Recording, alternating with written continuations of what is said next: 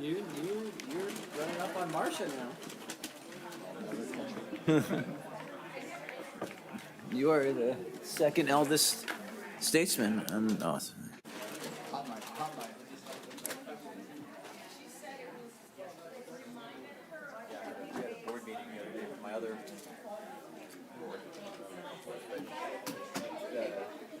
was a hybrid meeting. When we get to the guy sitting next to me in my board chair. I wanted to say a little bit about Your mic's still live. Your mic is still live. Negative things about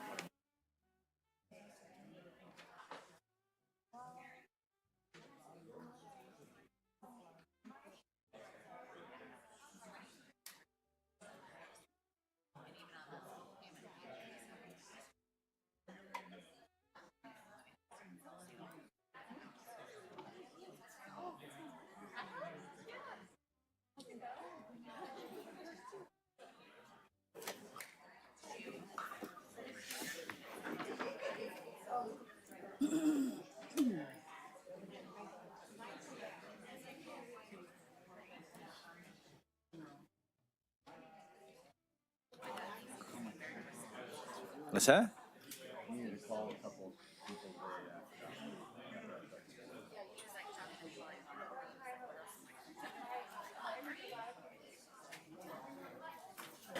The meeting is called to order.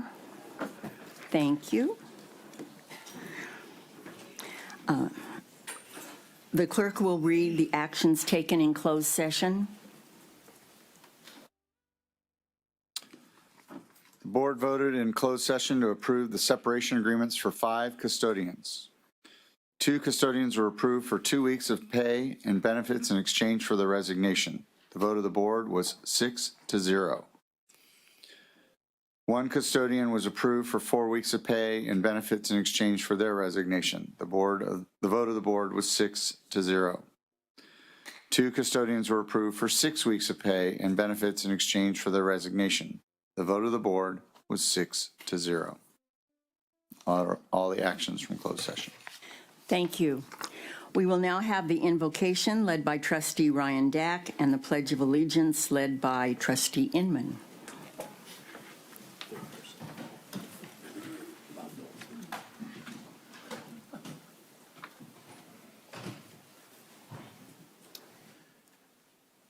With the start of 2025, we have seen that the world is in a precarious state. We still have wars going on across the world. And for my invocation tonight, I just ask that those that are capable of helping others, please try to do so, especially those that may be less fortunate than yourselves. That is all I have to say. We'll move on to pledge. Thank you. Okay, ready, begin. I pledge allegiance to the flag of the United States of America and to the republic for which it stands, one nation, under God, indivisible, with liberty and justice for all.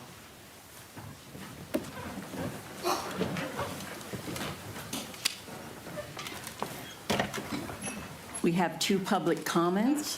The first is Dan D. Rollet.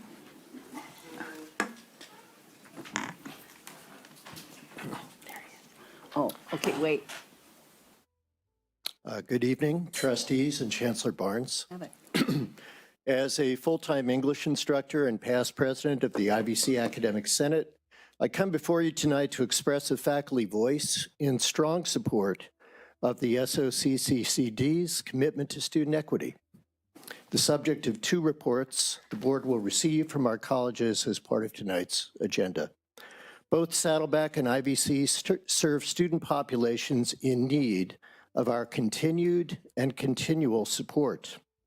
As an English instructor, I am impressed daily by the efforts put forth by my international students as they negotiate the intricacies of an American culture in which they find great opportunities, but unfortunately face repeated, inequitable, and unwelcoming realities as well.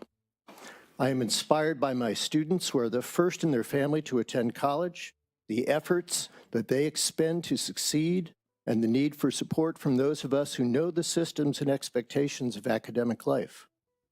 I feel deep respect for those disproportionately impacted students and the persistence they demonstrate as they engage education's promise of a better life ahead. I am thankful for the diversity of our campus populations so that I and my students may learn about the realities of the wider world in such times as these when so many countries are shrinking back into isolation. I'm reminded of our commitment as a community college itself, as a staff, member, faculty, member, student, I'm taking an art class, and faculty colleagues that I represent tonight. I am reminded of our commitment to these goals, and I appreciate a district of which I am proud to be a member that remembers these values. Thank you for the time to speak. Thank you very much. Our second speaker is Angela Yang. Yes, my name is Angela Yan. I'm the Director of International Student Program at Saddleback College. This is my first time at a Board of Trustee meeting, so I really want to take this opportunity to show my appreciation because we have the opportunity to lead Saddleback students and faculty to participate in the China program, which is fully funded by China's Ministry of Education. Because of the support from President Alliston and 3 VPs, Jennifer LeBounty, and also Tram, and also Rod, it takes a whole village to put this program like this. Last year, we took 2 delegations to China. And this year, next month, we are taking a much larger group, 91 people. Because of my college leaders' support, we are going to make this program happen. I'm here to really show my appreciation. Really, another thing, what makes this program amazing is half of our students are on financial aid. They never have the experience to travel overseas. And our college, we give the support to the students. So this is actually the equity work we are doing. So thank you very much. Okay, we'll now have board reports. Let's start with Trustee Milchiker, please. We attended Goddard School at ATEP ribbon cutting for their fabulous new preschool, and it was just incredible. I have to mention my sons attended the Saddleback College Child Care Center while I was studying for my AA in Spanish at Saddleback College. This was before I was on the board. It too was fabulous. So I've always supported state-of-the-art childcare for our staff and for our students. I hope that IVC staff and students take advantage of this great resource at ATEP, the Goddard School Preschool. Thank you. Angela Yang, who just left, she didn't hear my, oh yeah, there she is, sorry. Angela Yang, sorry, the dedicated director of Saddleback College's International Student Program, invited our board to this year's Lunar New Year celebration, the Year of the Snake. 7 of my grandchildren are Asian. 3 speak Mandarin fluently and 2 are learning Tagalog. So, of course, I had to participate in it. I wore my all-new red suit, sweater, shoes, and purse in honor of the occasion. Angela said the Saddleback International Student Club organized everything, but I'm sure she was involved. There was instrument performance by ESL students, traditional Asian dance by a dual enrollment high school student, interactive culture activities, calligraphy, chess, crafts, and a fabulous buffet of Chinese delicacies. The students that had attended the last year's China trip, the earlier China trip, presented information with a PowerPoint presentation of their recent trip to China, and they encouraged students to sign up. These cultural excursions are financed entirely by China, and our students are able to go to China because of this, and this is a wonderful experience. I remember that when I was a student at Ohio State University, I had an opportunity to do winter quarter in Mexico City, and it was life-changing for me. So I just think these study abroad programs are just incredible. And it's a not-to-miss opportunity for students that might want to take advantage of a free trip to China and to learn culturally about all of it. I also attended the Orange County, I'm the chair of the Orange County Community College Legislative Task Force Subcommittee, and these meetings are always open to the public.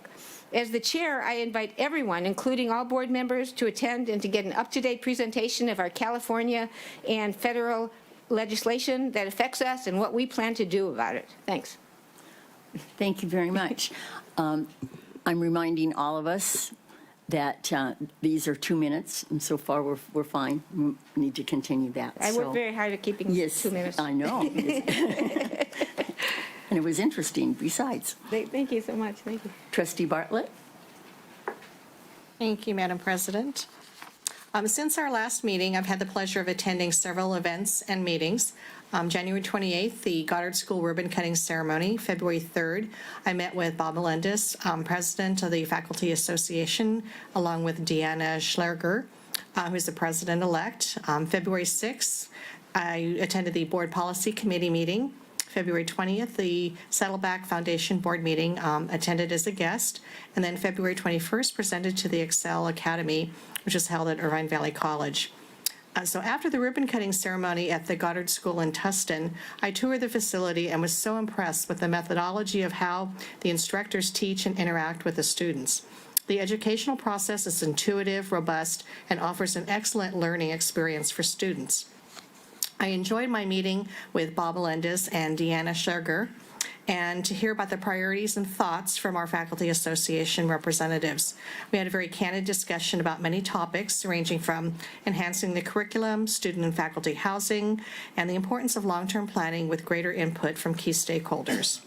Last Friday, I presented along with President Inman and Leticia Clark to the students of the Excel Academy, which is comprised of district classified staff, faculty, and managers, and a goal of fostering leadership development, enhancing communication skills, and strengthening team building. This is a really innovative and impressive program that the district offers, and I highly recommend it to anyone who is eligible to participate to enhance their career opportunities through personal and professional growth. The presentations were informative and sparked lively discussions and Q&A after each presentation. I really enjoyed hearing from both President Inman and Leticia and learning about their life experiences, trials and tribulations, and successes from childhood to the present. Both women have remarkable backgrounds, and we are fortunate they are part of our College Board district. Thank you. Thank you. Perfect. Trustee Dack? All right.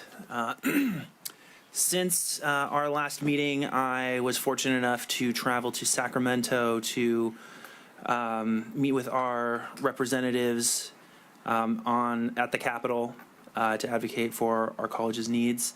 And then 1 week later, was fortunate enough to also travel to D.C. to do the same thing to our federal representatives. As you might imagine, it is a very interesting situation up on Capitol Hill right now in D.C., but I was fortunate to go. I did not pack snow boots, and I did encounter snow, so that is something that I will learn for the future. I was also fortunate enough to attend the Goddard ribbon cutting, as many other trustees were here as well, able to attend. And I'm looking forward, I believe it is later this week, to the State of the District that will be occurring.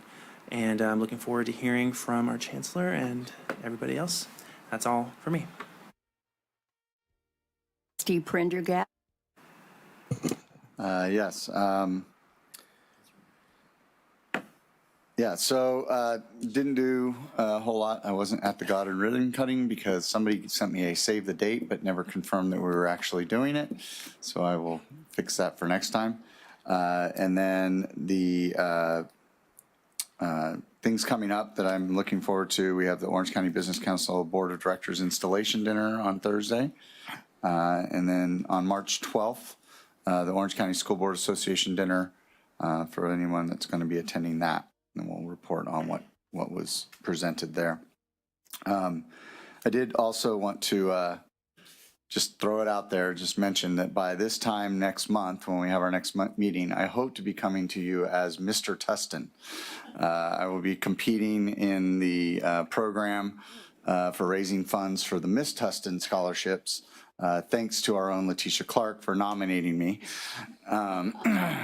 So I will be thoroughly embarrassing myself in front of 300 people at the Elks Lodge on March 8th in Santa Ana. So if you're able to, please support the cause. Thank you. Okay, if I can reclaim some of your time, what do you need to do to become Mr. Tustin? So there's 3 parts. There's a personality walk, which I can only say it will involve a Speedo. There is a talent, which my talent is dad jokes, and evening wear question session. So, Okay, I'm definitely going. so yeah. You really want to see me in a Speedo that bad? Okay, all right, come on now. Okay, next. All right. All right, the Goddard School ribbon cutting's already been mentioned. I think it's going to be a real excellent partnership between our district and the Goddard School. I'm looking forward to that partnership for many years to come. The State of the District, which I am so excited about, which is coming this Friday, which this board initiated last year. And if you're not able, well, I hope you're able to attend, because it really illustrates all the great things that our district is doing for the community, for students, for the local economy. And it just shows the breadth and depth of what we do here. I normally don't mention accolades, because I don't like to talk about self-accolades, but since you mentioned Mr. Tustin, earlier, actually last week, I was honored, and I mentioned this mostly because it was Cal State Fullerton. Cal State Fullerton actually honored me as the Commercial Real Estate Man of the Year. So I was, I was surprised by this. I'm involved with the commercial real estate industry through the Nonprofit Association, and one of the things that I'm most proud of is that we've been really focusing on creating partnerships between community college, universities, in the commercial real estate industry to show the students the opportunities that they have in that industry, whether it's brokerage, finance, development, investment, titling, entitlements, general contracting. There are lots of opportunities for commercial real estate, and there are a number of Cal State University CSUF students there. So it was great to see them, and I was really touched to be honored by Cal State Fullerton, which is, I think, at Saddleback, our #1 school that our students transfer into from Saddleback, and I think Thank you. close from IVC. Thank you. Okay, Trustee Rydell. How honored I am to be sitting next to 2 popular gentlemen. My goodness, I have 3 things to share with you tonight. And first, I'd like to thank all of you who have contacted me since the last board meeting. I appreciate your support and advice. And yes, I am pursuing my options to restore my trustee duties, to represent my constituents, and clear my name. The second item that I want to share with you is that I attended an Area 4 local meeting. It was called Save the Beaches at San Clemente. And I know many of us have gone to help clear the beaches of debris, et cetera. But I found something else that was very worthwhile in this long meeting, and that is for ASG to hear me now. This is very cool, that it's not just in cleaning the beaches that they were interested. They have so much need in IT and in different experiments that they do, and they want the volunteers. And I thought, my goodness, what a great opportunity for our students. So if you are, let's say, a horticulture major, an IT major, or political or legal issues, you may want to seek these open opportunities. Yes, they are volunteer, but you have no idea where you can go with these. So it's Save Our Beaches, or have them contact me, and I'd be glad to help them out in that. The third item that I attended was Katrina Foley's 5th District Supervisor, 5th District elected official meeting, and I really thought Trustee Dackey would just mention the nitrous oxide ordinance, because she was looking at you for that.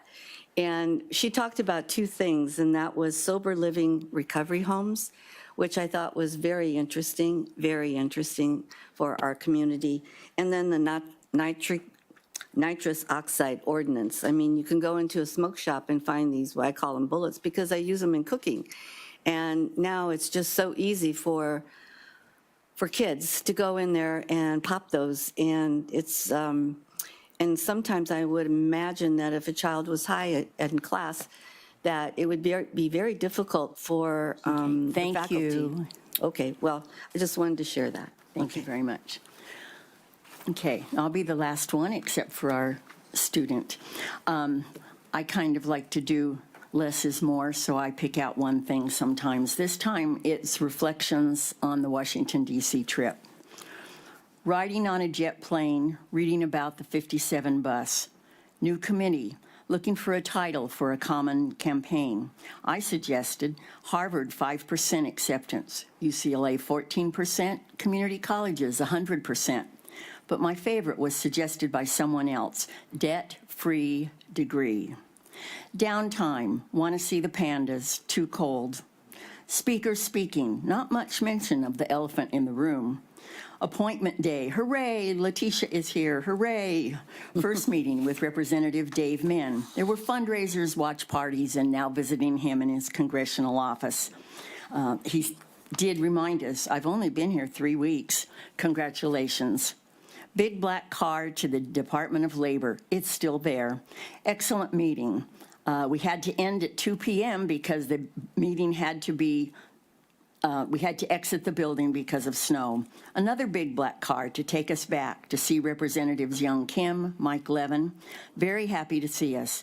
Basic needs, said Trustee Dack, especially housing for students. Trustee Inman added, veterans important. They deserve so much more than we do for them. Escorted through the tunnel to see senators. Steps, so many steps. Senators Padilla and Schiff had a meeting. Back through the tunnel, walking. Can't forget the snow. Snowflakes falling from the sky, each one different, but they were all cold. Carolyn taking a picture of Ryan taking pictures of the snow. Silly Californians. Good trip. Next year, advocacy and pandas. Good. Trustee. I don't know how to top that. That sounds so fun. Good afternoon, everyone. This past month, I attended a Student Advisory Board Committee meeting from CCLC, and we discussed effective measures to promote inclusivity and awareness to all undocumented students who are affected by the immigration orders by Trump admin, I believe it is. And as a student, I want to mention that I stand with you and in support of our campuses in bringing and creating safe spaces for you and your studies.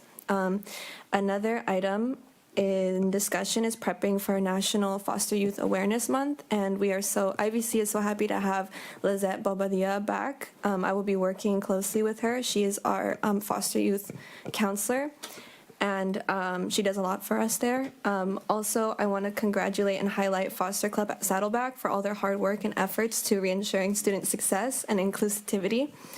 I wanted to extend an appreciation to Amy Strange, Claire Cesario, and Erica Vogel for all their research that because of them I've been involved and inspired by my peers, and because of this I built another family.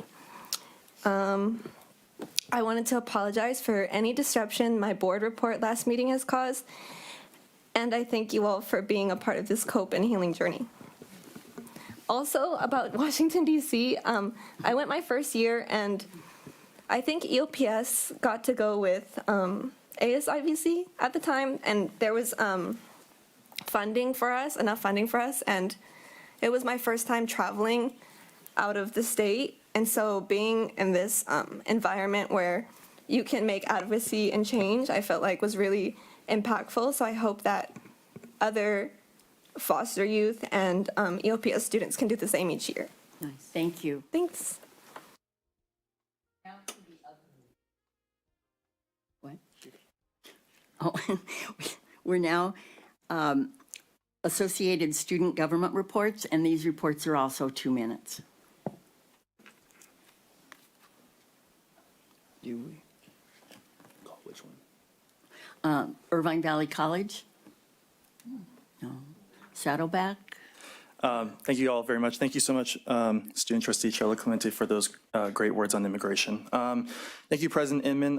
Like the month of February itself, I'll keep my board report rather shorter than usual. The Associated Student Government is thrilled to announce that our 10 members will be attending the SSCCC, the ASAC conference in March. We are eager to advocate for various issues on behalf of our peers in the California Community College system. During the conference, we will have the opportunity to meet with the offices of Representatives Mike Levin and Young Kim, as well as Senators Adam Schiff and Alex Padilla. In recognition and celebration of Black History Month, ASG has organized several events. Our Motown night took place on February 13th, which had great attendance, followed by our Black History Month celebration on February 6th. And to conclude the month, we will hold a movie night showing of Hidden Figures on the 19th. Next month, we will be holding our ASG elections from March 11th through 13th. I am excited about the candidates who have signed up, and I'm hopeful that this will generate a significant student turnout. Really sad that I'm going to be turning into a lame duck soon, but oh well. Thank you. And that's the end of my report. Thank you all very much. Thank you very much.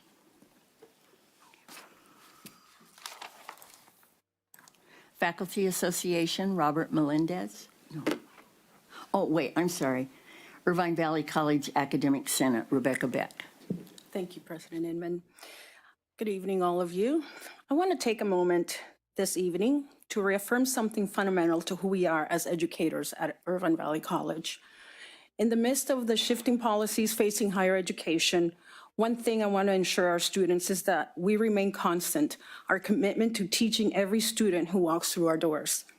At IVC, student equity, inclusion, access, and success are not abstract ideals. They are the mission of our work, the heart of our classrooms, and the promise that we make to every student who walks through the doors.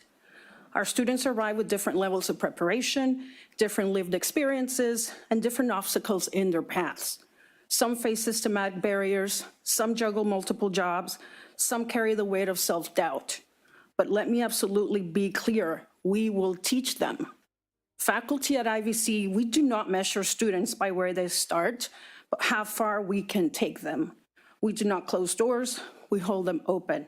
We do not filter our students who struggle, we build bridges they need to succeed. That is our role, that's our responsibility, and that is our commitment. We do this work and we remain aligned with state and federal laws and regulations, always striving forward that our shared goals of expanding educational opportunities and at the same time, supporting workforce development to meet the needs of our great California. But beyond policies and initiatives, our mission remains unchanged, ensuring that every student can succeed and providing them the supports that they need to do so. To our students, please hear us when we say, you belong here, we see you, we believe in you, and we will teach you. It's not just our job, it is our purpose. Thank you.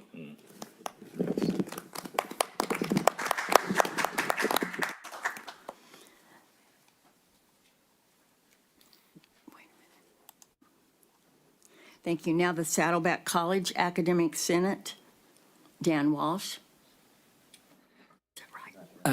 Once again, Frank Gonzalez here for Dan Walsh. No report. Okay. Faculty Association, Robert Melendez. Tonight, I wanted to express my concern and desire to work with the district to ensure the safety of our faculty, staff, and students in today's digitally connected world. Specifically, the increase of threats online through Canvas, by email, and what we have recently seen at our district through that of digital swatting. These attacks are concerning as they are malicious false reports that not only create panic and safety risks, but also significantly interrupt the learning environment, causing distress to faculty, staff, and students. The reality is that these threats are not new, nor are they likely to decrease in the coming years. Due to this and the Faculty Association's concerns about working conditions and safety of our faculty, we will be calling a meeting of the Health and Safety Committee for the district in an effort to address these concerns and better prepare with the district for future attacks. Thank you. Thank you. Irvine Valley College Classified Senate. Good evening, everyone. The gathering of the Senates that IVC Classified Senate hosted last Friday was a huge success. We had about 45 attendees from across the region, with classified Senate leaders coming from Cypress, Fullerton, Long Beach City College, and even as far as Chaffey College. So it was really great seeing a lot of our colleagues. It was a fantastic opportunity to connect, exchange ideas, and dive into discussions about engagement, professional development, AI, collaborations, advocacy, and the evolving role of classified professionals in higher education. I want to take a moment to acknowledge Karen Jimenez, Raidi Quiroz, Anthony Arcolamento, Lisa Liao, the Classified Senate Executive Board, and our union leaders, Desiree Ortiz and Haley King, for their efforts in organizing this event. Now we're gearing up for Classified Day, which will be on Tuesday, March 18th at the Lake Forest Community Center. And we're getting very excited because our theme is rooted in our why. We currently have about 165 signups from classified professionals across the district, and we're currently now wrapping up some of the final details. We have 12 presenters, most of whom are talented and knowledgeable classified professionals from our district who will be sharing their expertise during the breakout sessions, and we will also have a student panel with students from Saddleback and IVC. A special shout out to Maria Fioctistova, Leilani Anselmo, and Kim Wittes, whose support has been invaluable. They've been very instrumental in planning this event. Thank you so much for your guidance and dedication to our committee. Thank you. Saddleback College Classified Senate, Erlyn Ballo. Hello, my name is Georgina Martinez, filling in for President Erlyn Ballo. Good evening. I'd like to highlight a few upcoming events and ongoing initiatives focused on student success, accessibility, and wellness at Saddleback College. First, Saddleback Cares. Looking ahead, the future of Saddleback Cares will take place on Thursday, February 27th from 2:30 to 4 p.m. in SSC 212. This event will highlight our accomplishments, current initiatives, including our enhanced warm referral phone line and future goals. We also have Breaking Barriers, Creating Accessible and Inclusive Communication. That is scheduled for Thursday, March 6th. This session will provide practical strategies for making communication more accessible using Outlook, Office, Google Suites, and Canvas. Additionally, we are encouraging our classified professionals to prioritize attending the various events hosted by our Office of Equity, Inclusion, Access this semester, such as our Induct You Ally training that increases awareness for the unique experiences of our students and equipped us to be stronger allies. Lastly, monthly Stop the Bleed and basic life support classes are being offered through the Student Health and Wellness Center to provide essential life-saving skills to our campus community. These initiatives reflect our ongoing commitment to fostering an inclusive, supportive, and safe environment for all our students. Thank you for your time and continued support.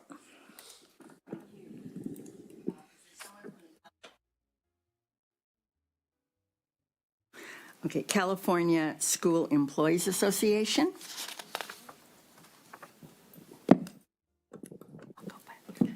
Thank you so much. I almost forgot how to use this. Good evening, Chancellor Barnes, President Inman, trustees, and my fellow colleagues. I'm humbled and honored to be representing our classified professionals as the newly elected CSEA president. For those who don't know me, my name is Desiree Ortiz, and I have been an employee of the district for 20 years. And I firmly believe not only in the vision and mission of our colleges and the district, but I believe in supporting the work our amazing classified professionals do to support our students every day.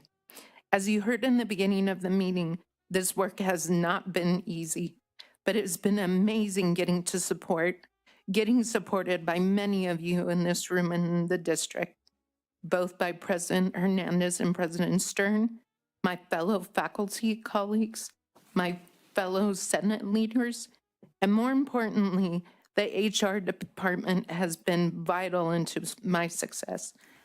Chancellor Viscachill and her team, Karen Dewart, Ann Chua, and specifically Kim Wittes, have given me the support not only to do and stand up for our classified professionals, but they did it with the utmost care and empathy, which is what I believe in.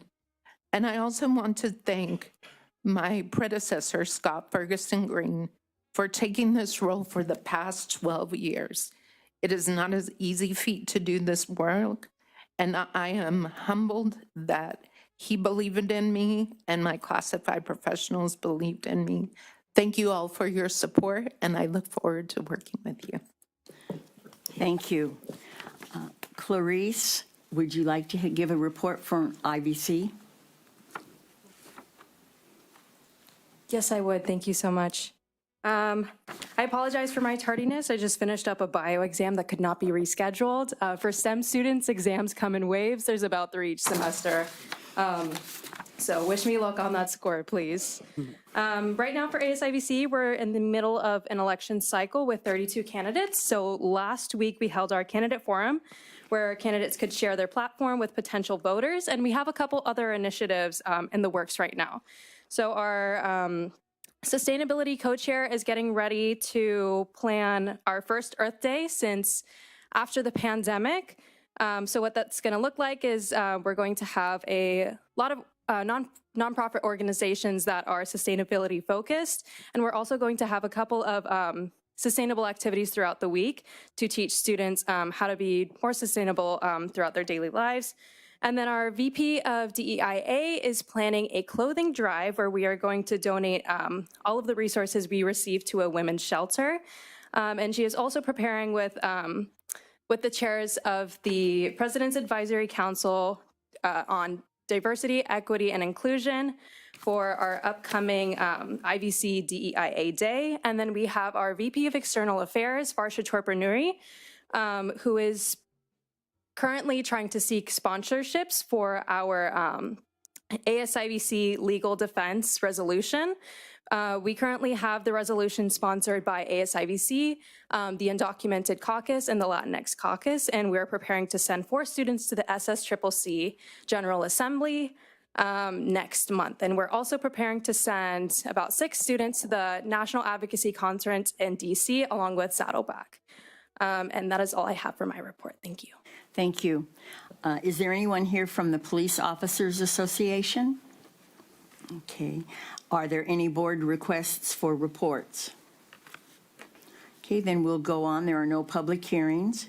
We'll go on to resolutions. Trustee Prendergast. Yes, we have one resolution on the agenda this month for approval. The resolution we are approving tonight is item 6.1, recognizing the cultural and historical significance of Lunar New Year in 2025. Whereas Lunar New Year is celebrated by thousands of Asian American students, faculty, and staff at Irvine Valley College and Saddleback College, and by many non-Asian Americans throughout the district.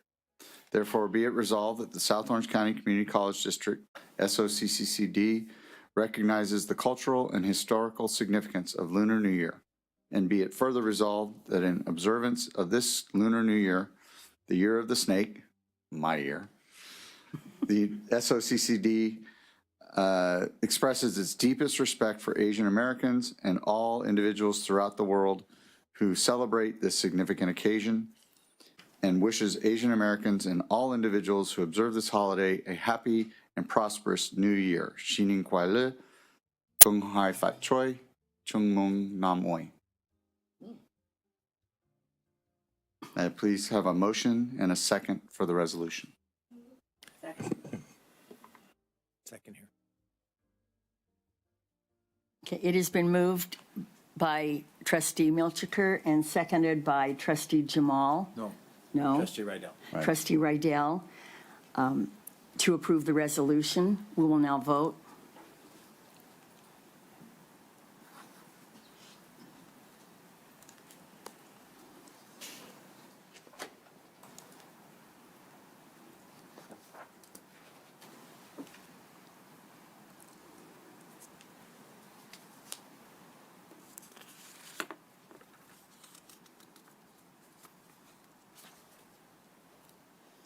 On a 7-0 vote with the student trustee advisory, the resolution has passed. Okay, now we go on to section 7, 7.1, trustee requests for attending conferences. Is there? So moved. Is there a second? Second. Moved by Trustee Jamal, seconded by Trustee Prendergast. Is there any discussion? Okay, let's vote.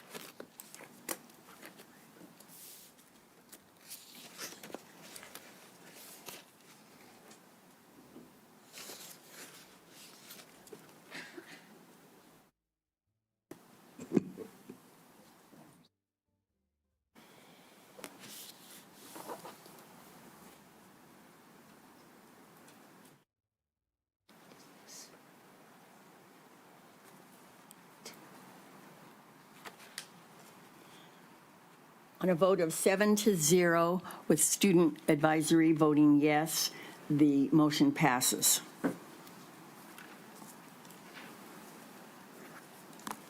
Okay. 7.2, South Orange County Community College District appointment of trustee representative to the audit committee. Is there a person that is going to want that appointment? I would nominate trustee Jamal since he managed to skate by with 0 committees last meeting. I'll second that. I feel I've earned it. All right, trustee Jamal, do you accept that honor? And the fact that it was the soon-to-be Mr. Tustin of the Year making the nomination, sure. Okay, it's time to vote then.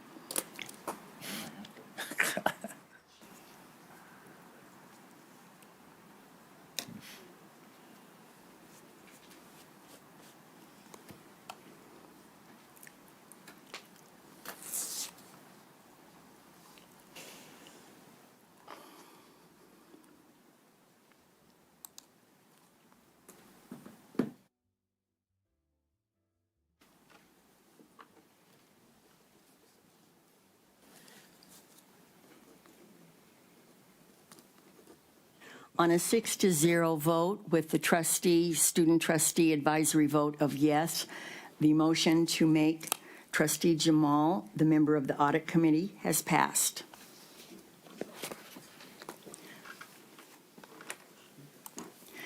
.3, I have a nomination. trustee Milchiker. I'd like to nominate trustee Lisa Bartlett because when she was on the Board of Supervisors, she brought significant money to our foundation and I think she would be good at it. Do you accept that nomination? I do, thank you. Okay, thank you very much. Let's vote. Can we get a motion? Oh, sorry. Let's have a motion and second, please. Oh, I make the motion. Oh, okay, we did that. So Milchiker, but how about a second? Second. It has been moved by trustee Milchiker and seconded by trustee Prendergast that trustee Bartlett be appointed to the Saddleback College Foundation. Now let's vote.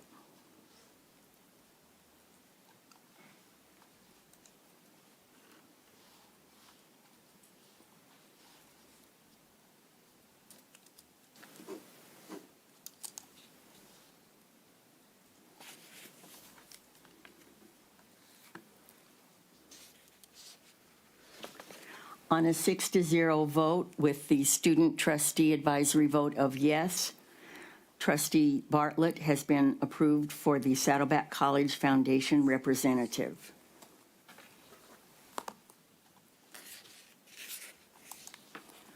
.4, board policy revision for review and study. This is the time that we would discuss it and you would think about it, et cetera. The actual vote will take place next month. Are there any questions about these policy suggestions? Trustee Bartlett? Thank you, Madam President. So in item 4, just can we get a definition of what is considered proficiency in this item? Is it kind of knowing the overarching goals and objectives, or how are we defining proficiency?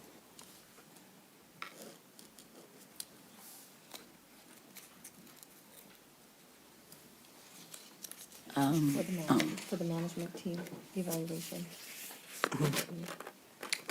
It's actually For the management team evaluations. Vice Chancellor Viscachill, did you want to talk about that? Well, I think that's an excellent question. I think the reality is that the managers are going to submit what they've done in terms of professional development, otherwise, in terms of these aspects of their evaluation. We did discuss with the presidents what that would mean before we changed the language. So I think that there will be likely needing to be some training with the management team about how they would best prepare themselves for responding to that particular component.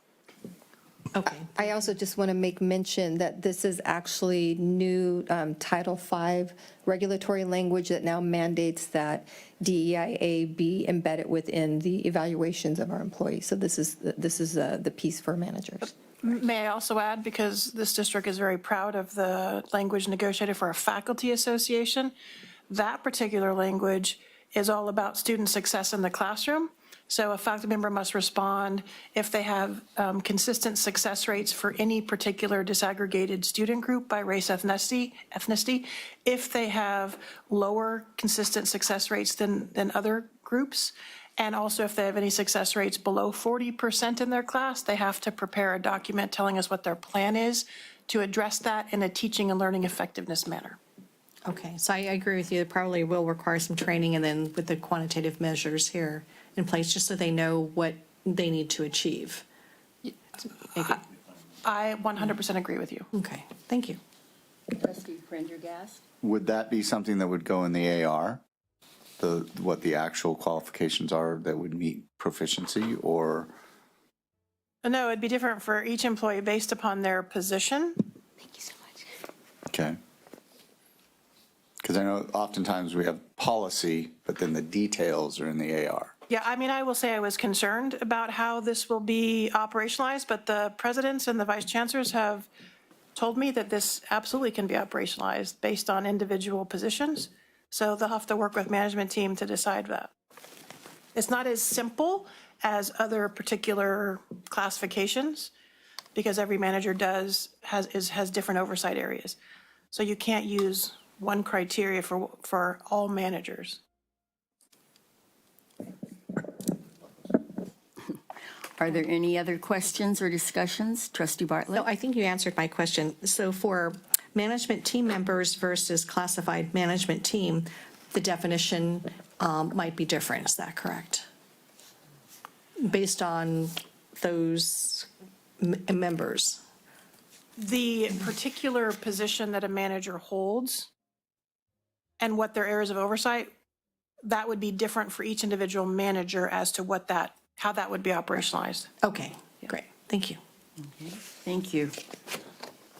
Any other concerns, questions, comments on the policies? Move approval for review and study. Do we vote on that? Review and study, right? Yeah. Okay. Yeah. Motion approval for review Oh. and study. Do I second it? This is coming back. Okay. Let's have a motion then to approve the review and study. No, vote. I already Vote. did the There's already been a motion. I already seconded it. And she seconded. Okay, then let's vote. I thought you were just telling me what to do. You can make it second motions if you want.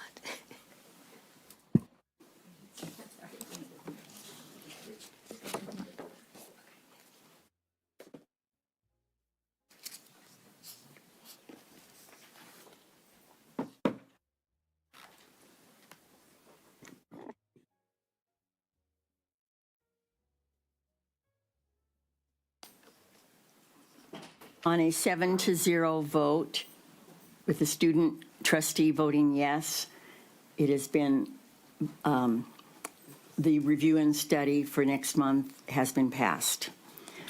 Okay, we are now to 8.1, the Student Equity Plan presentation, and Chancellor Barnes is going to start that off.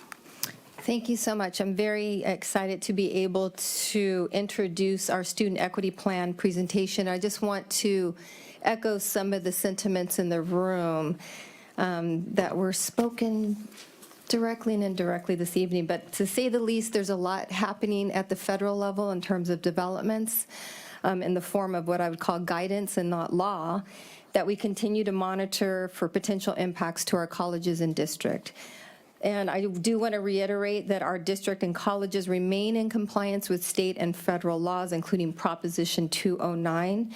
As many of you read in a message recently that I sent out district-wide, Our mission, which has been in place even prior to the recent events, really are grounded in supporting all of our students. And what I said was our mission to support and uplift all members of our community will not waver.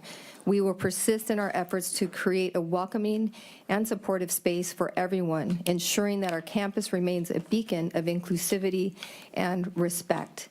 And so with that, I do want to introduce the student equity plan. I'm just going to give a little bit of backdrop on the student equity plans. Our Board of Trustees previously approved the 2022-2025 student equity plans as required by the California Education Code and the California Code of Regulations, or Title V, as a condition of receiving student equity funds from our state. The intent of the student equity plan is to ensure that all students have the opportunity to succeed. What we know historically is that the California community colleges as a system have an unwavering commitment to serve as open access institutions, ensuring that we accept 100% of our students who apply. However, what we also know from disaggregating our data is that we have lost students at the various momentum points along the student pathway as they have pursued their certificates, degrees, and transferring career goals, and we have taken institutional responsibility for those outcomes. The student equity plan process allows us to disaggregate our data by a multitude of student population groups, including ability or disability status, gender, first-generation status, the first students and their families to attend college, former foster youth status, homeless status, socioeconomic status, and/or by ethnicity. Depending on where we see achievement gaps, what we call disproportionate impact, we are then able to employ high-impact practices that not only benefit the impacted groups, but all students. The mission that we have here in our district and our colleges is very much grounded, again, in supporting all of our students, which has led us to have remarkable student success outcomes.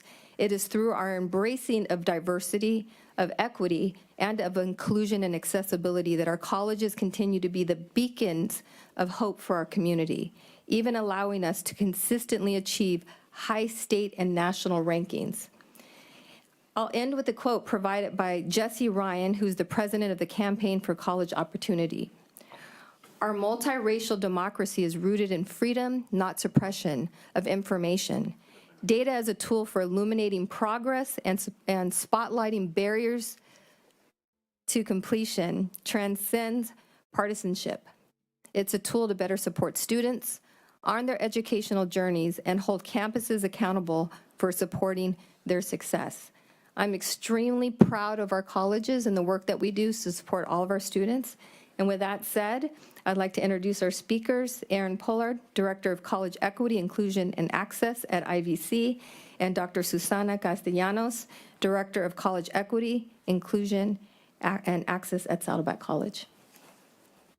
Thank you so much for that fantastic introduction and all of the context.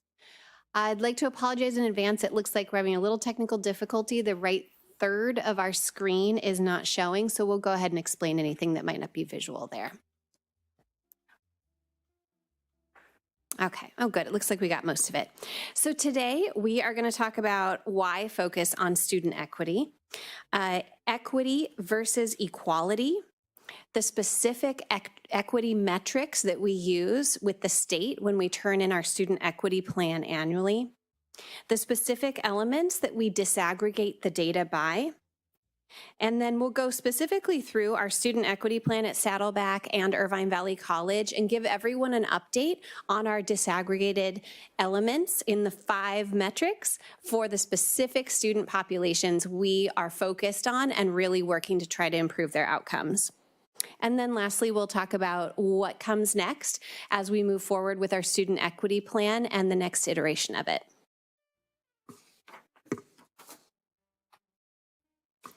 All right, why focus on student equity? Let's see, good, you can see a lot. So the changing student demographics, we are always seeing a change in our student demographics, but if we look at the diverse learning experiences, needs, and abilities of our students, it is our job as educators to make sure that we stay nimble and we are always changing what we do so that we can prepare our students for success and try to ensure that each of our student communities receive those successful outcomes. As it was mentioned, our state funding does provide us student equity funding specifically for this purpose, and our student-centered funding formula relies on our ability to ensure that each of our student communities are being successful in order for us to receive the most funding possible. Also, this is the right thing to do because it improves the success of our students when we acknowledge that not every student comes with the exact same skills and preparations and life experiences.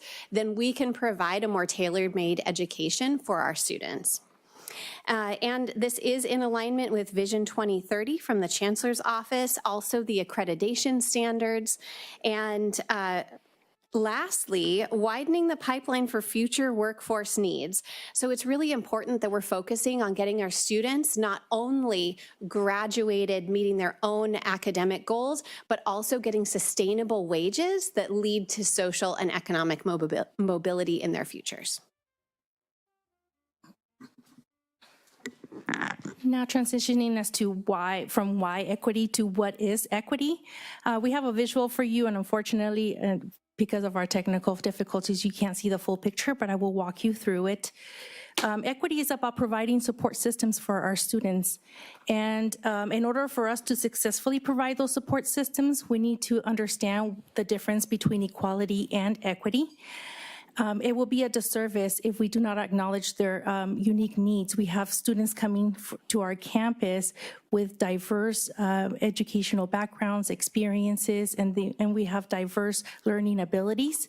So it's important that we acknowledge those differences and provide tailored support systems that address those needs. So if you focus on the top portion of this visual, you'll see what equality is.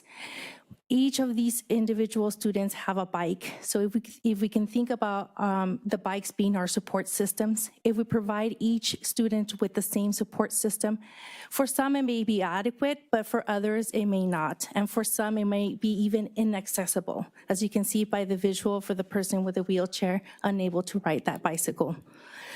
So this is where equity comes in. We need to acknowledge those differences and provide those support systems that are tailored to each of the students' specific needs. So as you can see in the bottom portion, we're still providing a support system or that bicycle, but it's modified to support and address those specific needs for each student. Some of them are now a bigger bicycle, some of them are smaller bicycles, and some of them are not even bicycles, now they're tricycles in order to address accessibility.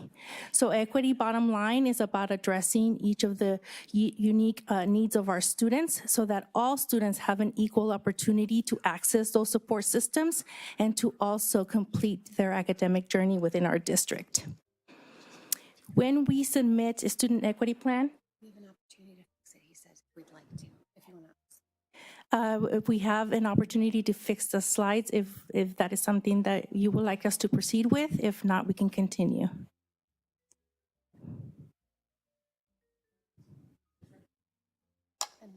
We're good? Okay. Yeah, it's up to you. Okay, we will continue. As mentioned earlier, we are required to submit a student equity plan, and we are required to address 5 metrics within that plan. The 5 metrics are listed here. The first one is successful enrollment. So we look at the number of students that submit an application within our district and compare it to the actual number of the students that actually enroll in courses. We also look at persistence, where we look at when the students started their first semester and determine if they returned for a second term. We look at completed transfer level math and English. We want to know the number of students that complete transfer level math and English within the first year, and it's in alignment with our Assembly Bill 1705 or AB 705. We also look at completion, the number of students that complete their academic goal, and our transfer rates, the number of students that transfer to 4-year institutions. Each of those elements or metrics must be disaggregated, as mentioned earlier by our chancellor. We disaggregate those elements by age, ability, race, gender, ethnicity, economic status, and special populations. Transitioning into what we do at each of the campuses, we take our data and we analyze it and we identify equity gaps for all those 5 metrics and identify groups that are disproportionately impacted. The State Chancellor's Office requires us to report on at least one group, one disproportionately impacted group. For Saddleback College, we reported on 2. We reported on Hispanic Latinx and first-generation college students. How we determine that, this is where I'm going to take a little bit of time to explain the visual, especially because it's cut off. We determined that because we saw in our data that our Hispanic Latinx are disproportionately impacted across all 5 metrics. The top portion of this visual will show each of the metrics in the first row: successful enrollment, persistence, completed transfer level math and English, completion and transfer. And you can see that Hispanic Latinx students are disproportionately impacted across all 5. For first-generation college students, they are disproportionately impacted across all 4 metrics, with the exception of successful enrollment, since we did not have any data that was provided by the State Chancellor's Office for that metric. The colors that you see is our progress for our equity work. You'll see that we have 2 green boxes for Hispanic Latinx under successful enrollment and persistence. That means that our work has closed the equity gaps for those students. The yellow means that we are making great progress towards the right direction to close equity gaps. However, we still have work to do. The good news is that we don't have any red boxes to report to you. Any red boxes indicate that our equity gaps are widening in the wrong direction. So we are continuing our work in the right direction, but we still have work to do in terms for Hispanic Latinx for completion, transfer level of math and English, completion and transfer, and for all the metrics under first-generation college students.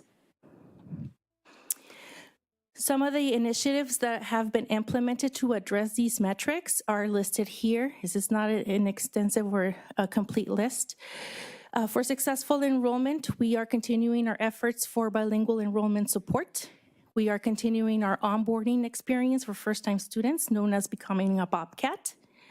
For persistence, we have efforts through our schools that are creating support structures for first-generation college students. For example, School of Humanities and Social Sciences are providing a support system for that, and the School of STEM through our MESA program. We're continuing with the peer-to-peer mentorship program and addressing non-academic challenges through our Basic Needs Center. For completed transfer level math and English, we are also working with the schools to provide systems to address this metric. As you can see, we have a campaign to reduce anxiety for math and English courses through the School of Arts, Media, Performance, and Design. And again, the School of STEM providing support systems through the MESA program through academic support systems. For completion, our counseling department is working with all 5 schools to address first-generation college students and ensure that everyone has a first semester plan, and also assist any undeclared students to find a pathway into one of the schools. And lastly, our schools are also collaborating with our counseling leads to increase transfer awareness, to prepare first-generation college students to transfer, and provide workshops, transfer counseling, and transfer fairs. Our work is important and in collaboration with our Diversity, Equity, Inclusion, and Accessibility Committee, or DEIA Committee. This year, the committee has adopted 4 goals as a focus. We are focusing on increasing student equity plan awareness. We are in the process of writing the next student equity plan, which we will talk about in a few slides. We are finding ways to measure student equity impact to ensure that our programming is actually working to close those equity gaps for specific students, and addressing institutional bias.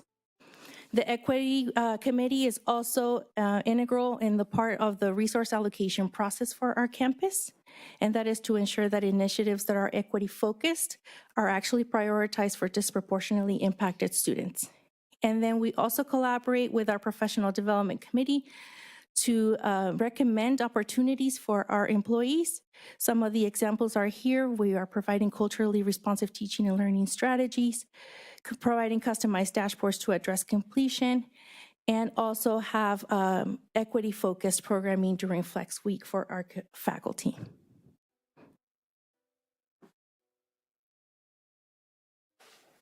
And now for IVC. So we chose to focus on the same 2 groups, Hispanic Latinx and first-generation college students. We chose those 2 groups because of their size of the communities on campus and their need across the 5 metrics. So it is unfortunate that the right side is cut off because you are missing one of our green squares. One of our success stories is in the cutoff section. So what is cut off? You can see it up here, by the way, you on our can? screen. Okay, Yeah. wonderful. For the audience, our green square is cut off. We do have another one in there for Hispanic Latinx in transfer. And just the same as Saddleback, our one white box indicates that no data was provided to us by the State Chancellor's Office, so we're not able to evaluate students in that specific metric for that specific community. So yellow, again, gaps remain pretty much unchanged. In a year, it may go slightly up, it may go slightly down, but they're relatively the same. And green, there for successful enrollment for Hispanic Latinx students and for transfer. We have closed those gaps through our work on campus. One thing I really want to note is that these goals that we set, we were asked by the State Chancellor's Office to make them large. They should be big dream goals, aspirational, things we're really reaching for. So the fact that we're not seeing green all across this graph is okay. We expected that. The fact that we do have some green is really great because the goals were set to be so aspirational. All right, so what is IVC doing?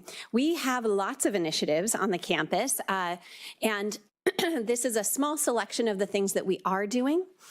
Things like targeted outreach to Hispanic, Latinx students, parents, and community members that involve culturally competent messaging and two-way texting so that the engagement feels very personal. And we did expanded Promise program eligibility to increase more students, bring more students to IVC.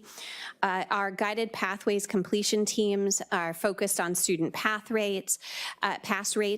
We do wraparound collaborative support through basic needs, mental health, and those words are cut off, and other programs on our campus. Let me see if I can read them off my printout. So that we're really helping the whole student and not just when they're an academic student on our campus. We also are preparing for our hopefully soon Hispanic Serving Institution designation. We are reading books together. We are working on ourselves so that we are well prepared for the students we have and for once we receive that designation if we do in the future. We also have an Elevate program. That's an acronym. It's for our Annapezi grant, where the support is focused on AAPI, Asian American Pacific Islander population. That is a very high amount of that population are first-generation students. And we have an outreach project, or more like an in-reach project. We are in-reaching to our students that have 45 plus units and advising them and helping them get over that threshold so that they can complete their 60 units and are able to transfer. We do things like First Gen Day, where we now have a First Gen website. We have a whole day of programming that helps students demystify the higher education process and integrate everyone into our large campus community. The next steps for IVC, so the Student Success and Equity Council is the main body that oversees the work that we do on the student equity plan. So that's writing the plan, that's assessing our initiatives, what we're doing to address closing these gaps, and then we'll be working together to write the next upcoming plan. Resource allocation, we are in the thick of it right now, looking at all of our applications for resources for the Student Equity and Achievement Program funding. And it is the job of that committee to look at all of the resource requests and measure them against our student equity plan, the communities we have highlighted there, and looking at funding the projects that are going to really work to close those equity gaps. And the Create and Innovate Equity Initiative, so who's coming up with the ideas of what we're going to do to address these gaps? The ideas are coming from all across campus, the work.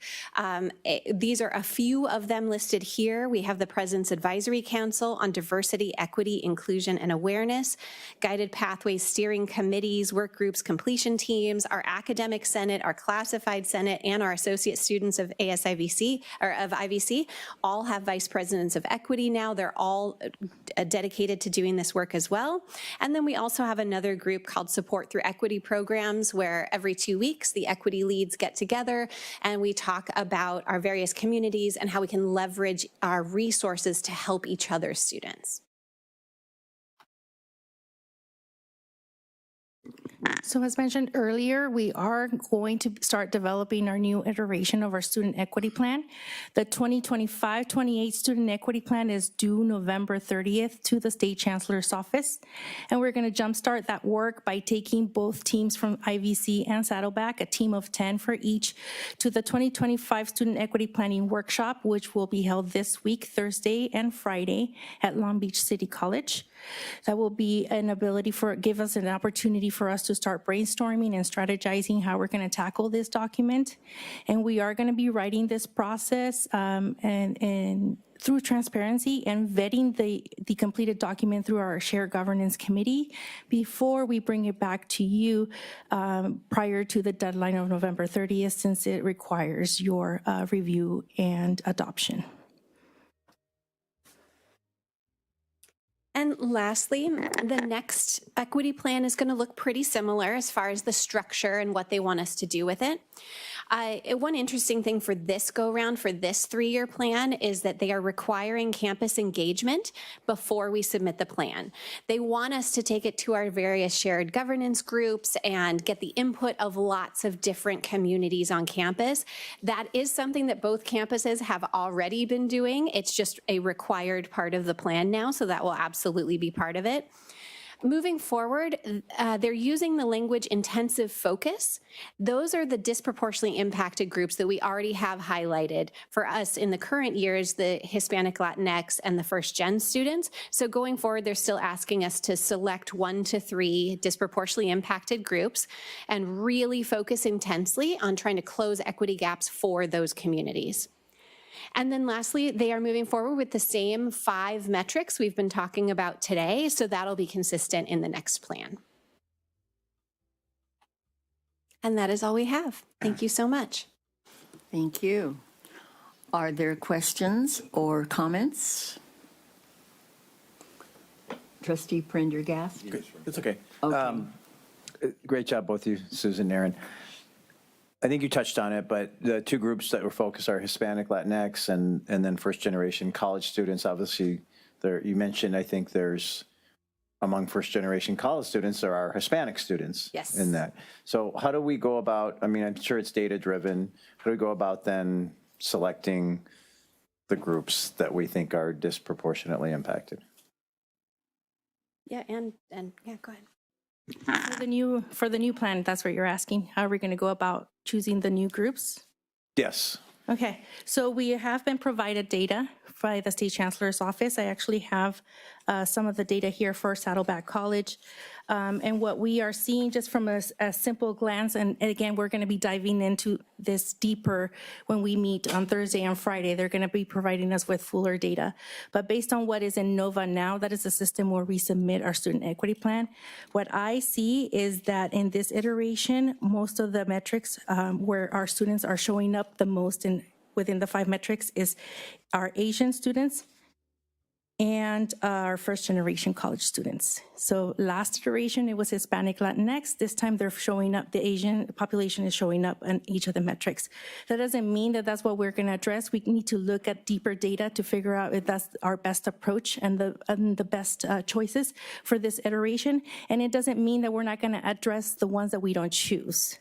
We are gonna be focusing on 2, but we may be also addressing other disproportionately impacted students if it's something that we want to do as a college. Okay, thank you. Just one more question. In terms of resource allocation, which is funding opportunities, are we talking really only about state funding? Or, I mean, I don't think we're talking right now about federal funding. And then also private foundation funding, is that in the mix? This was specifically about the Student Equity and Achievement Program funding from the state, that specific categorical. However, I want to just make mention that any federal funds that relate to DEI have been appropriated, and we're using those funds as appropriated. Okay. And we are following all applicable federal laws related to those funds. And so as you mentioned that, Chancellor, so the federal funding we have gotten for, I guess, DIA or DEI or equity, have they been like competitive grants, or or has that been based on a formula allocation? Yeah, some are based on federal grants like our HSI. I'll turn to the presidents if you want to speak about your federal grants. So one of ours is our HSI grant at Saddleback, which is based on, first, the determination of being eligible as an HSI institution, and second, putting forth a grant proposition over the course of 5 years to do that work. We're in the last year of that grant at this point. We have 2 NSF grants, and much of the charge of the NSF in the last decade has been about supporting underserved populations to get into STEM fields. So we have 2 ongoing NSF grants that are very much charged with this work that you see described here, and they help us do that a lot. Anything to add, John? At IVC, the primary federal grant we have is also through ANAPESI funding as a minority serving institution. We are supporting specific student populations within the umbrella of Asian Pacific Islander, specifically Pacific Islander, Cambodian. So we do disaggregate, and that is what we wrote in our grant application. And we are supporting those students through learning communities and other critical support services. So maybe it's for the college presidents again, do we anticipate any interruption in current approved federal grants that we are administering and implementing? I can only speak at least to the funding that I'm aware of for minority serving, whether it's HSI or ANAPESI. We have not received any directives and or concerns about federal freezes for those programs. I can't speak for some of the other funded grants. And we would anticipate no interruption or cessation of funding for either our HSI grant or either of our NSF grants, because those were allocated under congressional approval, and we are complying with all federal laws. Okay, thank you. Thank you both. Yeah, good job. I've seen similar, the equity versus equality. That's a really important concept to understand. Along with that, just get on a soapbox for a little bit, but I've seen a lot of negative posts out there on social media about DEI, about how it's this awful, horrible thing. And I think it's yet another example about how it's easy to kind of hide behind the computer and social media posts and not remember what DEI stands for. So when you're saying you're against DEI, you're basically saying you're against diversity, you're against equity, and you're against inclusivity. And I think that's easy to do when you just think it's an acronym, but it is more than an acronym. And I think it's super important that people understand that. And it's very frustrating and upsetting to see the stuff I'm seeing out there. On a personal note, I'm proud to announce that we have started up CIF, California Interscholastic Foundation, started last year a new program called the Unified Team, where you have special needs students, autistic and so forth, that have severe learning disabilities, to include them in sports such as track and swimming. And I'm proud to say we have 6 unified team members for the Beckman swim team, thanks to that initiative. And it goes to the inclusivity that here's an opportunity for these kids to be able to participate in something that never would have happened before. And to hear people against that because of it's easy to hide behind an acronym just frustrates me. I'm sorry, it just does. So good job, thanks. Thank you. Any other comments or questions? Oh, Trustee Rydell? Yes, I also have to say good job. It was well articulated too. I just wanted to ask you, I noticed, or I didn't notice, the numbers. Are you in your 25 going to add the numbers of how many students we are serving like, I'm curious how many intensive focus, that's heavy duty. If you have 100 students in the group, or is it 10 or is it 30? I'm just curious. Do you mean like Hispanic Latino students and first gen students? Yes, I mean, they're by groups, right? Yeah, so at IVC, Hispanic Latino students are anywhere between 20 and 24%, depending on how you crunch the numbers. And because these groups overlap so much, of those Hispanic Latino students, 37% are first generation college students. And that definition of first, there's also two definitions of first gen. There's first gen means my parents have never taken any college courses. So that's the more restrictive definition. That's the 37%. If you expand it to my parents didn't earn a bachelor's degree, then we're up to 61% of our Hispanic students are also first gen. Or if you look at it the other way, 18% of our 18% of our students are first gen in that more restrictive way. The parents never took a college class. And that, or if we look at it first gen bachelors, 31% of our students, their parents did not earn a bachelor's. So I have the numbers, but I don't know if the percentages are helpful. I mean, it works out to like Hispanic Latino, that 20% is over 3,000 students. For first gen, if we look at that first gen bachelor's number, that is 4,883 students. Okay. For me, I think that's important for me to know that number. Yeah. That's a lot. It's a lot. Yes, and we also have similar data, but again, we can provide that in the next iteration. We are given by each of the success metrics. So for example, for our Hispanic students, for successful enrollment, we're talking about 3,600 students in the cohort. For the persistence, for those that enroll in one semester and come back or don't come back, we're talking about 1,200 students. Completion, transfer level math and English, about 1,400 students. And completion is up another 1,300 and transfer is about 500. For our first generation students, we're talking about 3,000 students. And we can also provide even the number of students that we require in order to close the gap. Very good. Thank you. Thank you. Are there any other concerns, questions, comments? Okay. Well, thank you very, very much. Thank you for your support.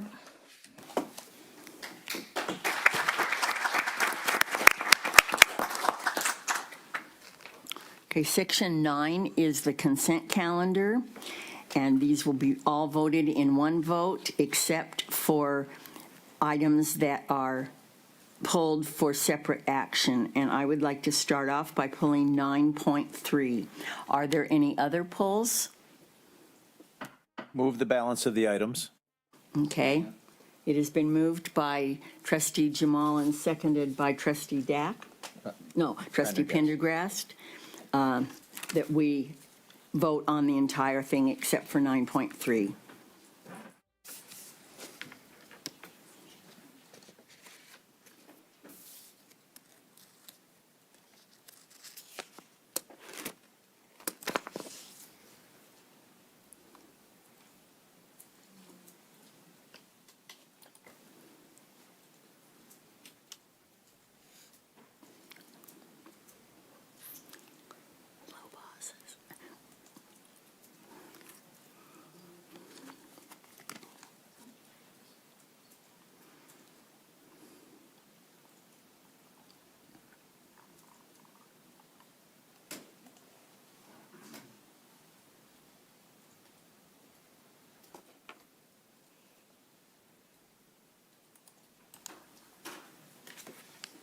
Did you get it yet? Oh.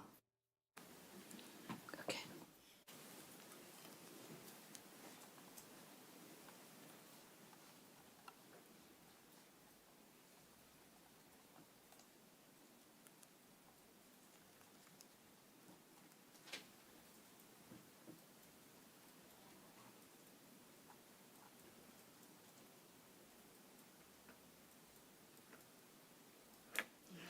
On a 7-0 vote with student trustee Advisory vote of yes, the motion carries. We will now go to the separate item 9.3, Chancellor Barnes. All right, I'll call on Vice Chancellor Gable to speak to 9.3 out-of-state student travel. Yes, thank you.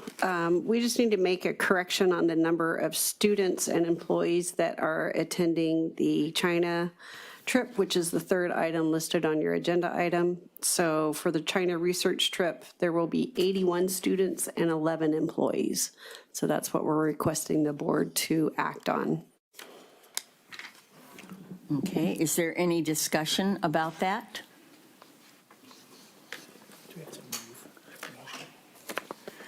Can we have a motion, please? So moved. Second. It has been moved by Trustee Dack and seconded by Trustee Bartlett. Let's vote, please. Now we open up for discussion. Sorry, I know that. Is there any discussion now? Okay, let's vote, please.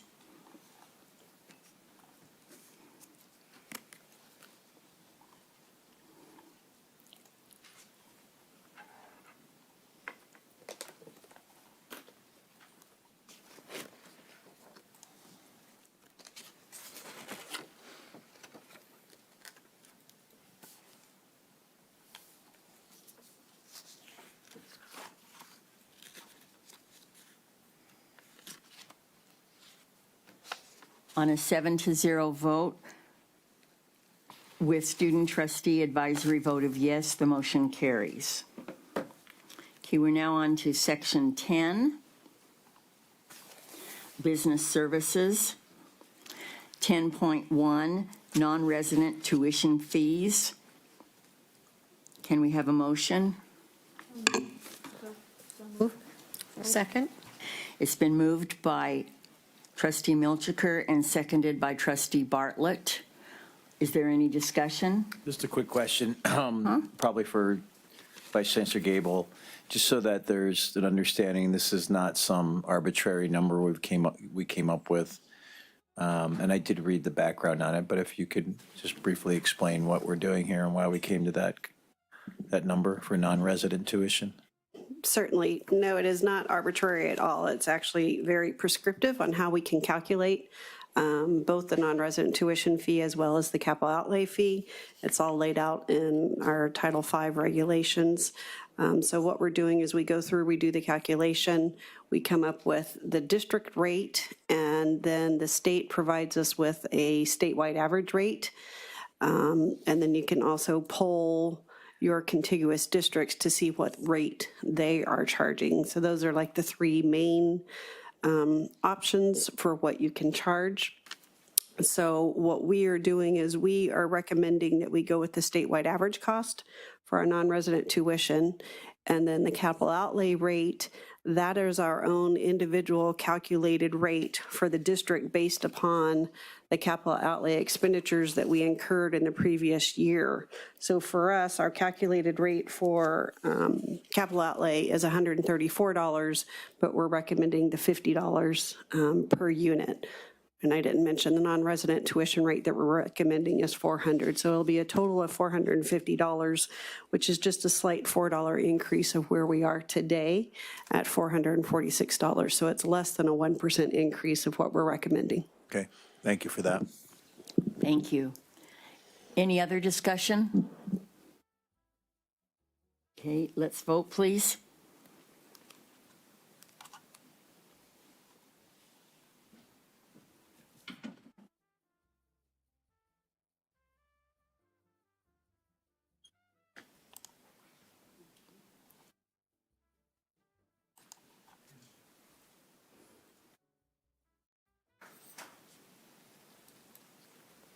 On a 7-0 vote with student trustee advisory of yes, the motion carries. Okay, 10.2, award of food services operations agreements for Irvine Valley College and Saddleback College Integrated Support Solutions Incorporated. Is there a motion? So move. Second. It has been moved by trustee Milchiker and seconded by trustee Prendergast. Is there any discussion? I just want to say, I want to thank Vice Chancellor Gable and the Chancellor for responding to some questions I had on this. This is obviously an important decision for the colleges, and food services is extremely important. And so it did appear that there was a pretty competitive bidding process. So it's always important to me to make sure that when we award a bid like this, there's competition. And I had some questions about not about the scoring, but about how they came to the selection of this vendor, and it looks like it was done quite conscientiously and with unanimous support for this vendor. So I hope it works out, and because it's really important that we get this right. Thank you. Is there any other discussion or questions? Okay, we will now vote on the award for food services.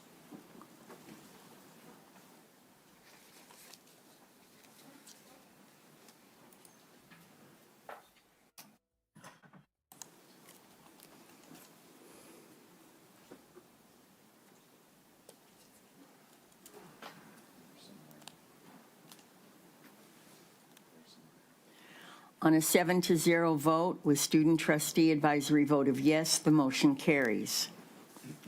10.3, participation agreement, Foothill De Anza Community College District Digital Center for Innovation, Transformation, and Equity founding partner. I'd like to turn it over to Chancellor Barnes for a moment. I just wanted to, this made its way to the board, I think a couple of meetings ago, but this is the final MOU, which basically establishes our district and colleges as founding members of the Digital Center for Innovation, Transformation, and Equity, which is a strategic initiative by the Chancellor's Office. It supports Vision 2030 by leveraging generative AI, digital technology, and more. And so it really positions us to be at the table when making system-wide decisions regarding technology. That made me choked up. Oh my goodness. But anyways, it's a pretty amazing opportunity for us to be at the table at the system level. Okay, do we have a motion? So move. Second. I'm sorry, was it Trustee Rydell. It's been moved by trustee Rydell and seconded by trustee Bartlett that we approve the participation agreement for the digital center. Is there any other discussion? Okay, let's vote, please.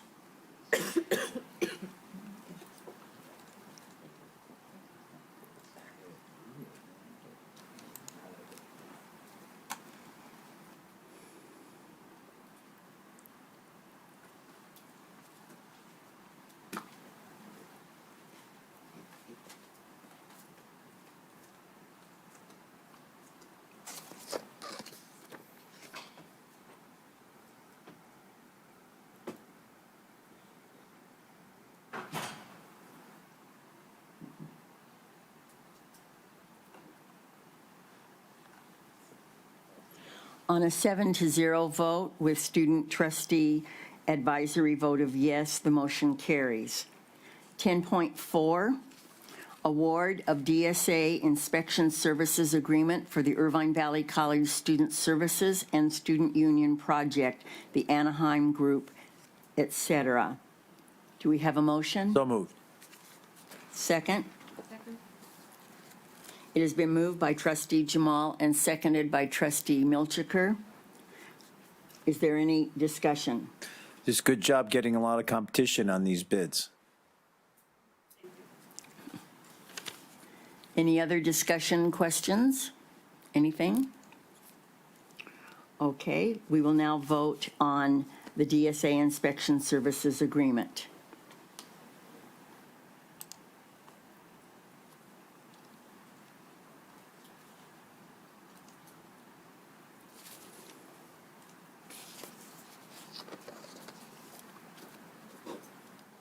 On a 7-0 vote with student trustee advisory of yes, the motion carries.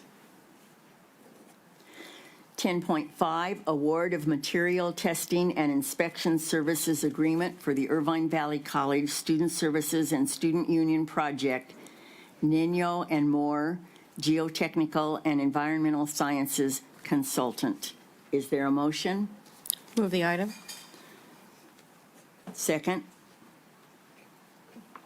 So moved, or second, I guess.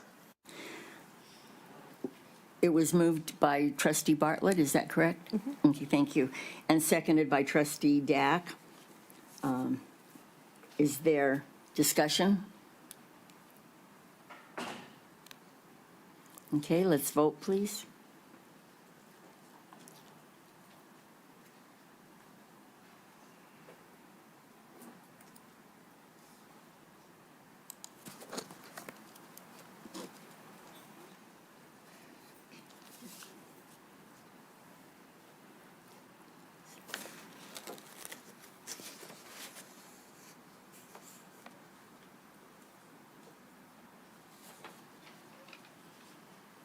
On a 7-0 vote, with student trustee advisory vote of yes, the motion carries.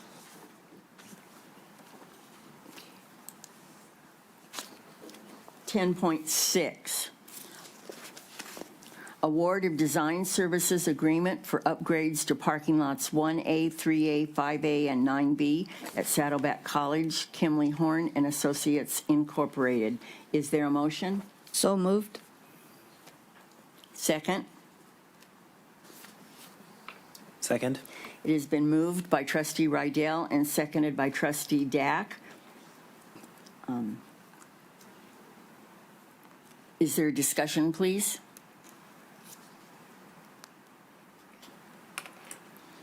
All right, it's time to vote.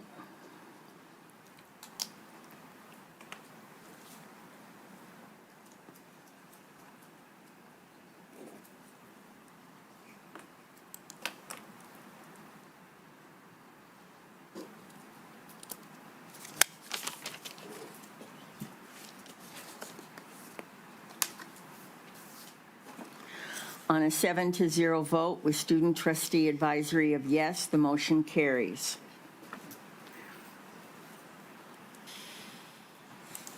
We are now to 10.7, award of professional services agreement for work orders for construction scheduling and estimating consulting services for capital improvement and college projects, APSI construction management, period. Is there a motion? So moved. Second? It has been moved by Trustee Prendergast and seconded by Trustee Rydell. Is there any discussion? Okay, let's vote.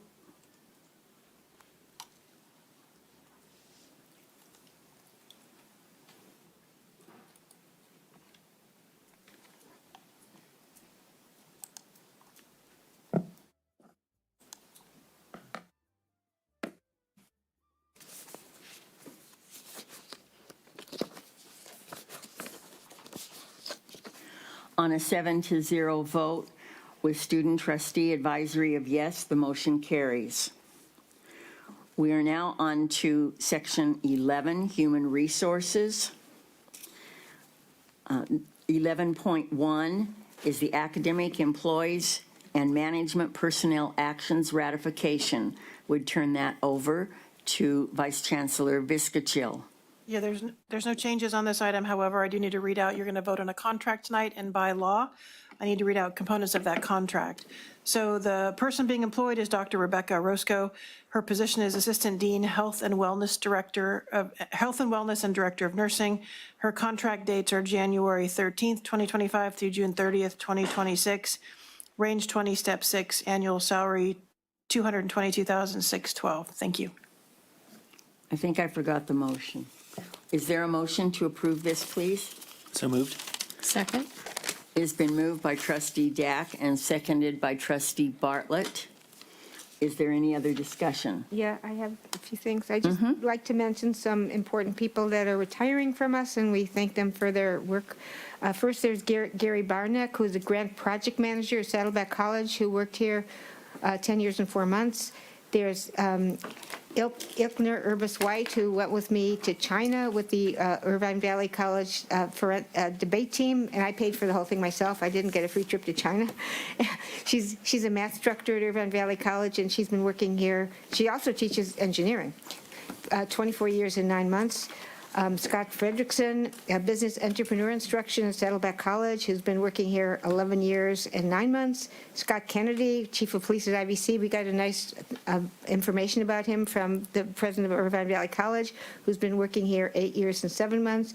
And Martin Welk, a real estate instructor from Saddleback College, who told me never to take a real estate class because it could be bad for my liability, so I never did. So he's been working here. He's a great guy. Working here 35 years and 9 months. Thank you. Thank you. Any other discussion? Okay, let's vote, please.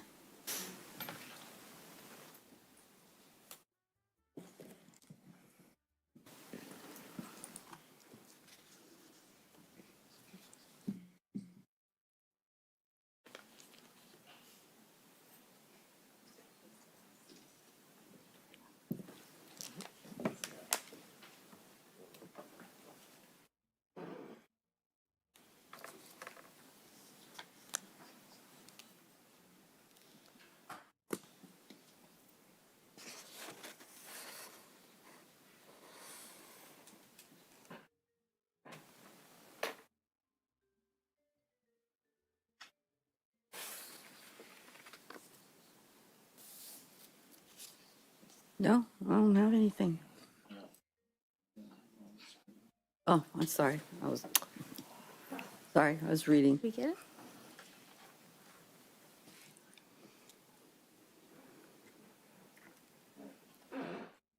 On a 7-0 vote, the motion carries.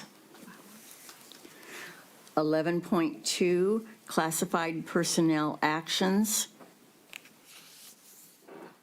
No changes. No changes? So moved. I'm sorry, who was it? Move the item. Okay. Second? I second. It has been moved by trustee Jamal and seconded by trustee Dack. Is there any discussion? I just want to mention one retiring employee who we know because she's a senior administrative assistant in IT for our district, and she's been working here 20 years and 3 months. So thank her and all the retiring people for their service. Okay, thank you. Is there any other discussion? Okay, let's vote, please.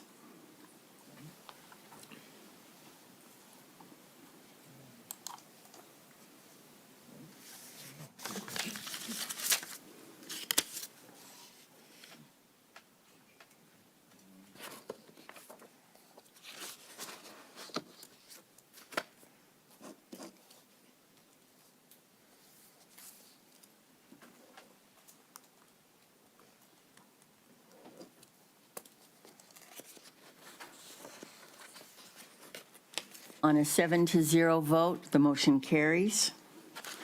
We're now on to Section 12, Educational and Technology Services, 12.1, the 2027 Academic Calendar. This is for review and study. Do we have a motion? So moved. Second. Okay, so the second was, which one of you?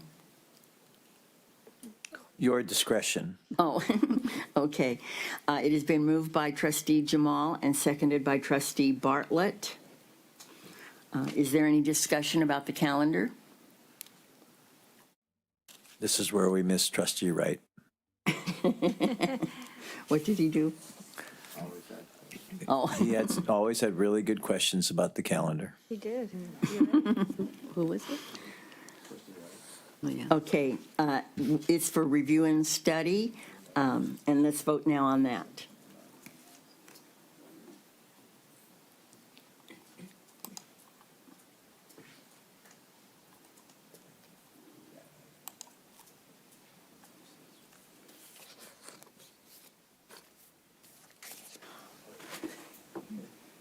On a 7-0 vote with student trustee advisory vote of yes, the motion carries. Section 12, we did the first one. Okay, now it's 12.2, Saddleback College and Irvine Valley College Summer Community Education Programs. Do I have a motion? So move. Second? Second. It's been moved by Trustee Rydell and seconded by Trustee Dack. Is there any discussion? Okay, let's vote, please.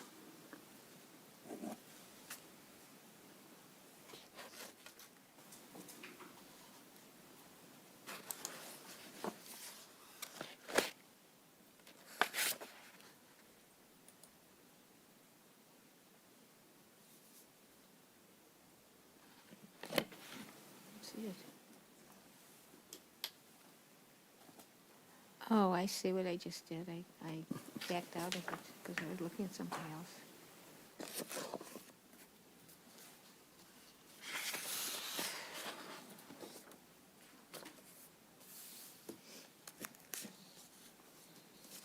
Remember how to get out. We have these little breaks. I see. I got it now. Well, no, I did it. It's not. Get into the agenda. Agenda, okay, because I was looking at another, I was reading the agenda item, so, okay. Yes, thank you. I mean, I had read it, but I was reviewing it.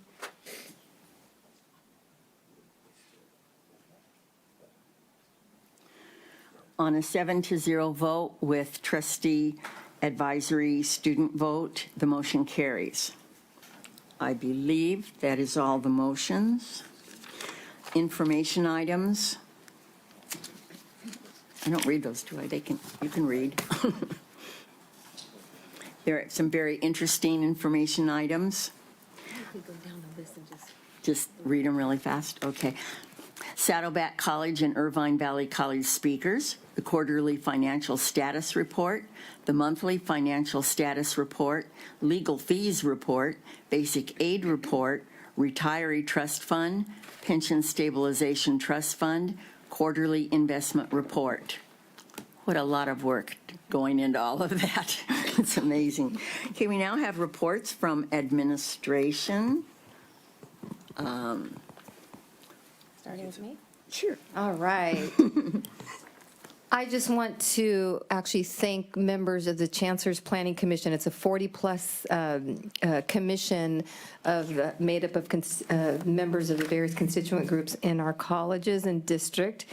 And so for those of you who are on the commission or who have otherwise participated in surveys or listening sessions or college planning team meetings and more, you are basically helping to shape the next 10 years of the SOCCCD.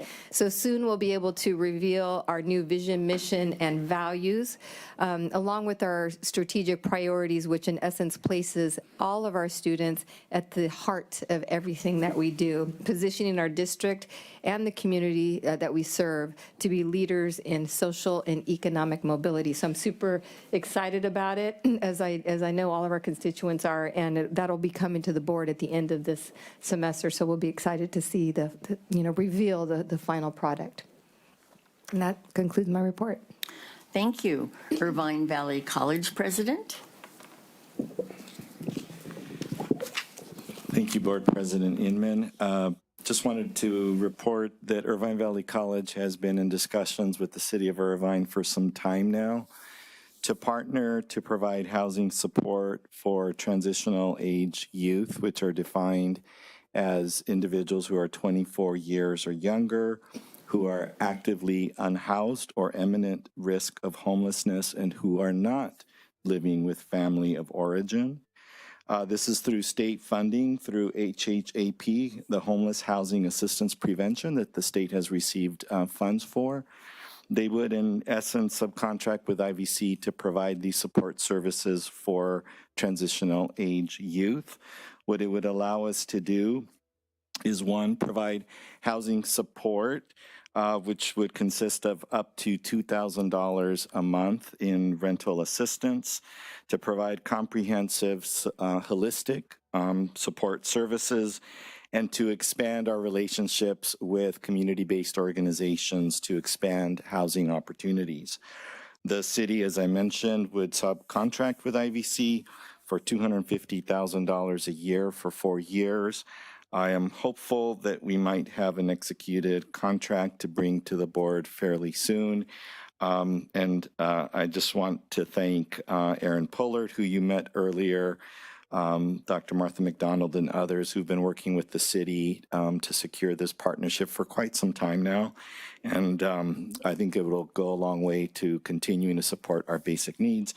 And then lastly, I want to send best wishes to our men's and women's basketball team, who this Wednesday will participate in the regional round 1 playoffs. And that concludes my report. Thank you. Where are those playoffs? The women's, it's Wednesday evening. The women's is at Antelope Valley, and the men's is at West LA College. Okay, thank you. Saddleback College president. Thank you, President Inman. Just wanted to round out the answer that Dr. Castellanos provided to Trustee Rydell. We currently at Saddleback serve approximately 4,000 first-generation students, and we serve 9,000 Latino students.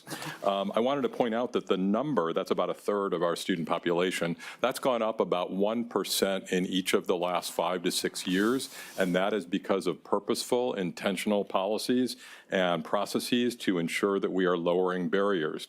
The effect of those procedures and policies and changes that we make, such as hiring a team of enrollment coaches, a concept we stole from the private schools, not only helps those Latino students enroll at our college, it helps everybody. And my point about that is that when we talk about equity measures, when we talk about things that lift up and narrow those equity gaps, those lift up everybody. There is hardly anything in national research that is done to lower equity gaps that does not lift boats for all. And I just wanted to make that point.